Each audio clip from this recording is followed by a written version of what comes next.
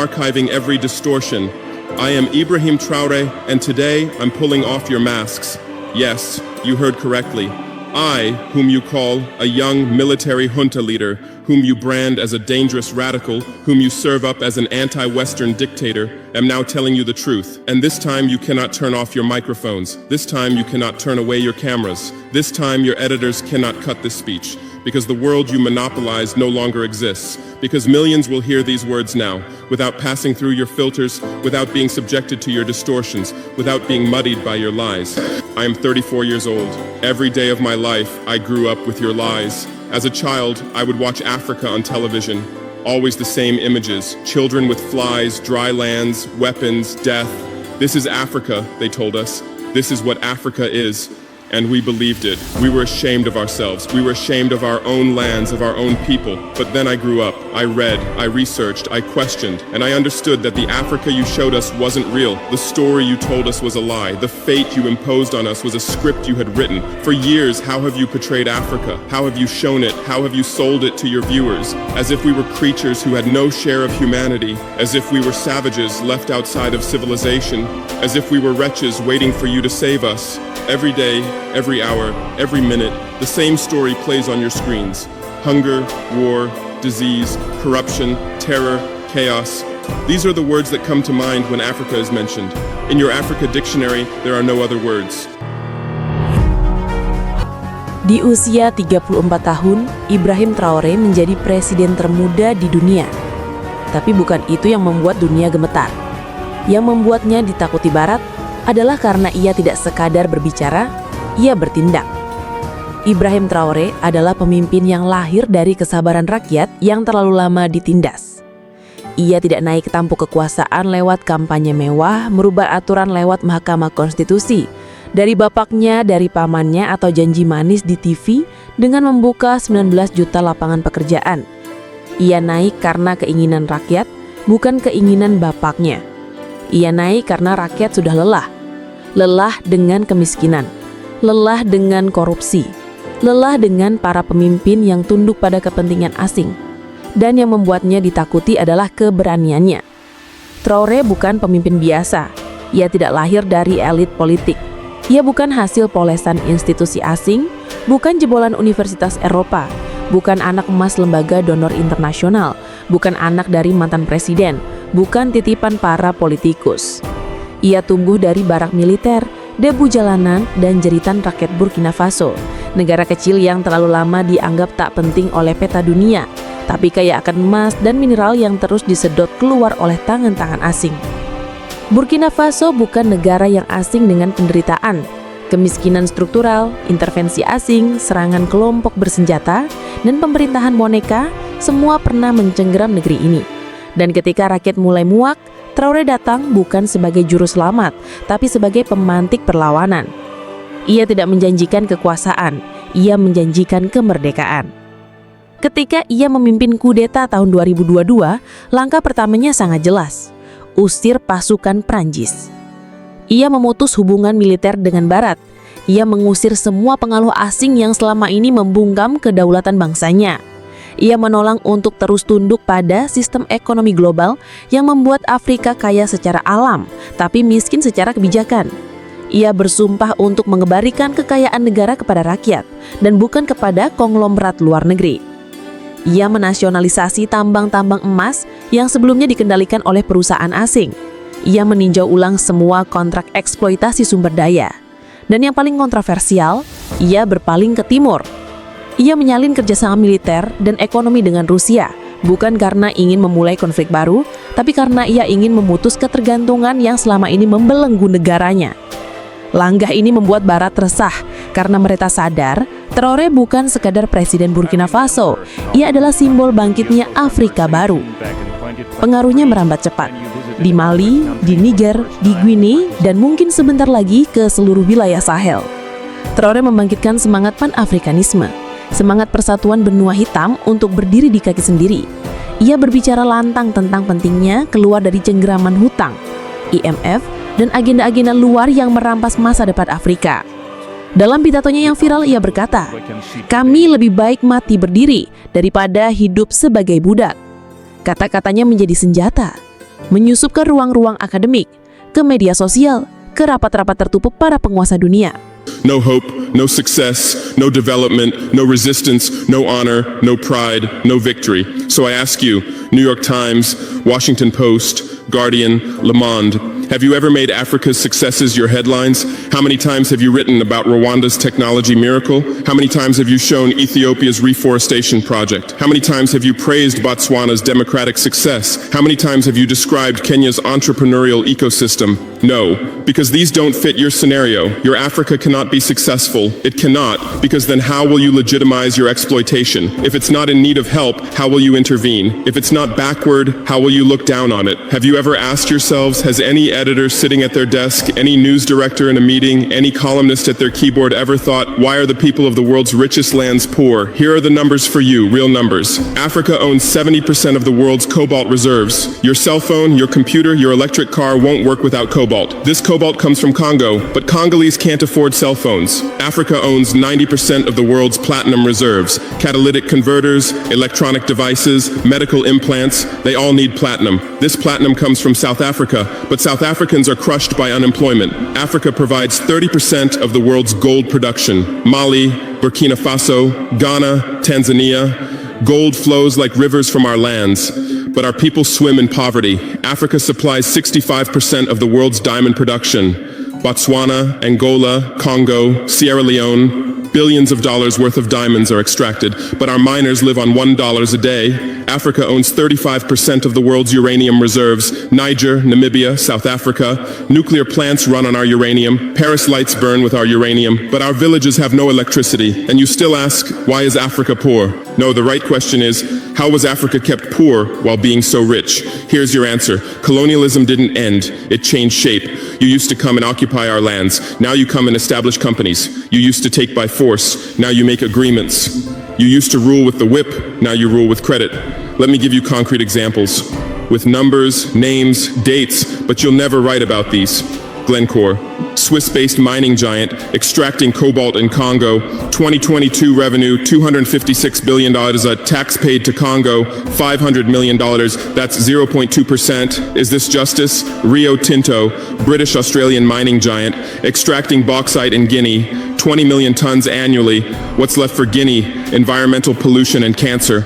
Total, now Total Energies, French oil giant, extracting oil in Angola, Nigeria, Congo.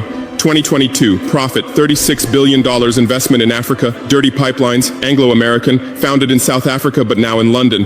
Diamonds, platinum, iron, taking everything. What it left in South Africa? 6 million unemployed miners. And these are just the tip of the iceberg. What about the invisible, the secret deals, the offshore accounts, the transfer pricing tricks? Every year, $88 billion in illegal money flows out of Africa.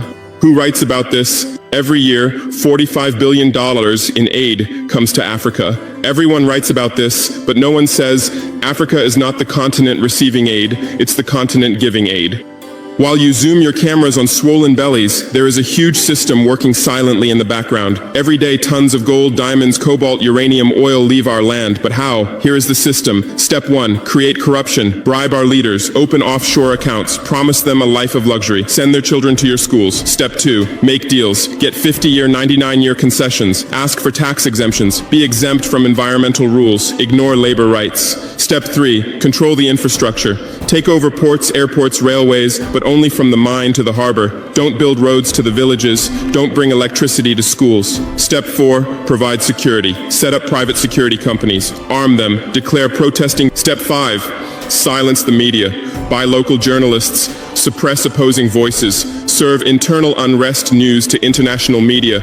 And this is how the system works. It's been working like this for 100 years, and you don't see this system. You don't want to see it, because you're part of the system too.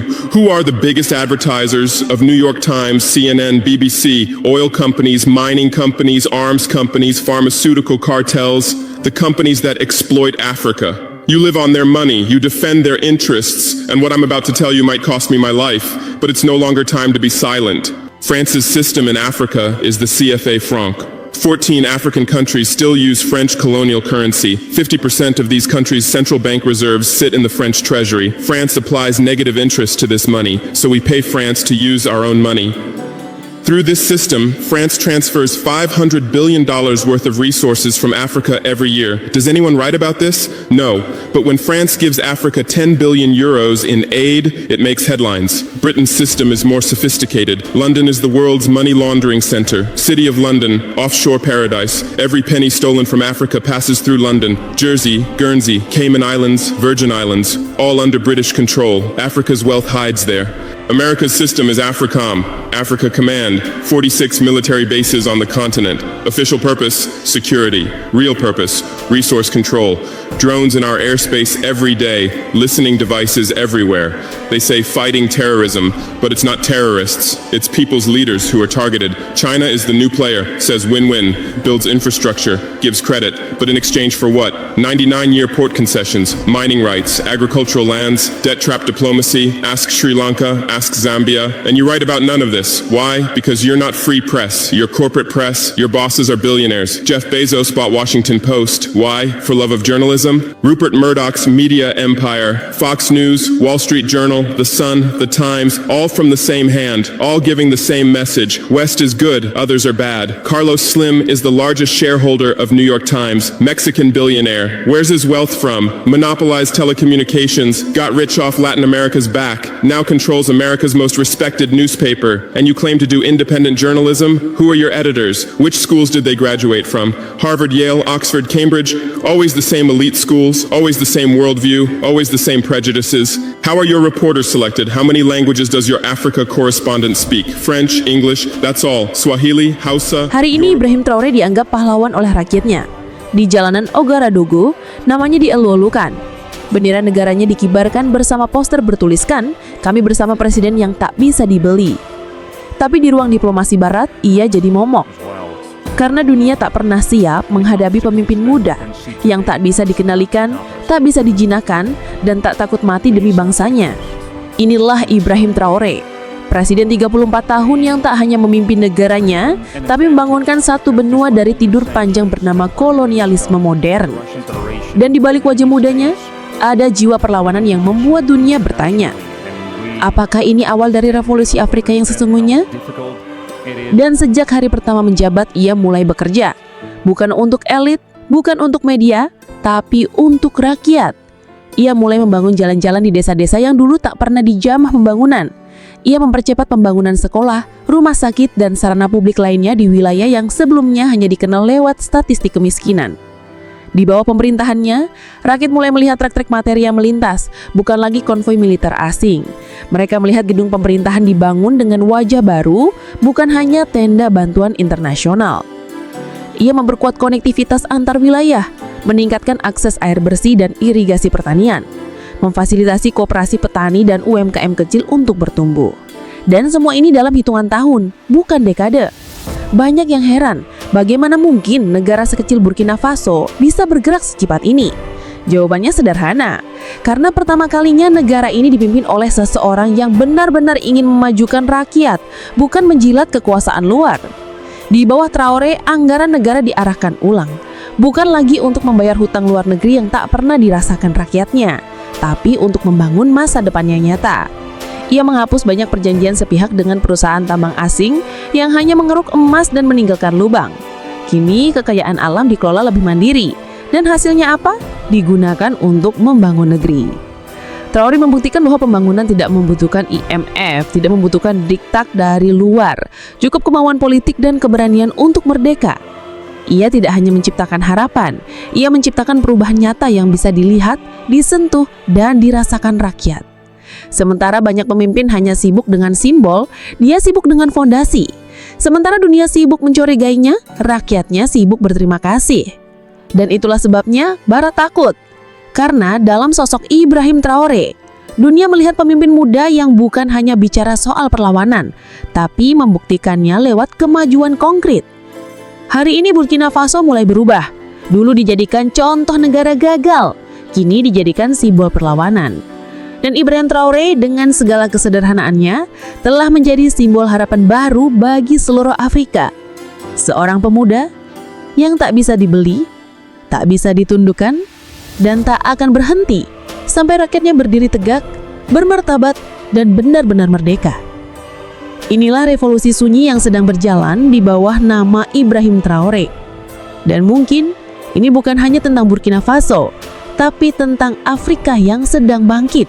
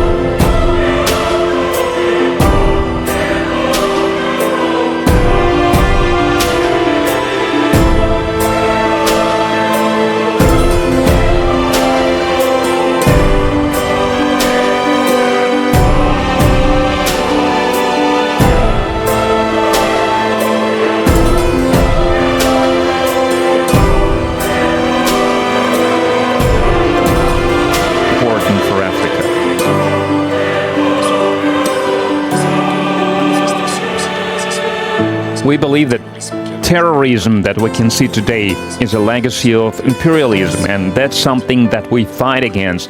If we put an end to this war, if we have a strong army, then we can develop our motherland. This is why we continue to fight. That is why we have this struggle. That's why it's important to train personnel.